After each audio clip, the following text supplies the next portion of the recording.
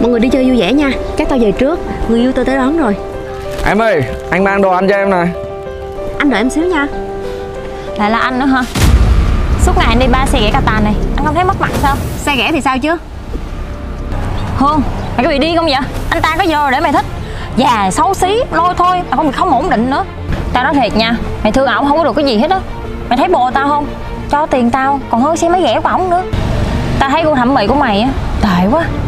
Tao thương ảnh á là vì ảnh tốt bụng, lương thiện, sống lại có trách nhiệm nữa. Như vậy thì có ích gì chứ. Đi theo tao.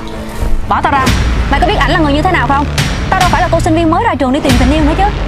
Ảnh không cho tao tiền thì sao chứ? Tiền tao có thể kiếm được mà. Cái mà tao quan tâm á là cách ảnh sống với mọi người và sự nỗ lực của ảnh dành cho tương lai của tụi tao thôi. Còn nữa, có một điều tao muốn nói với mày. Ảnh là người yêu của tao. Từ nay tao không muốn mày nhận xét về ảnh bất cứ một lần nào nữa. Mình đi thôi anh.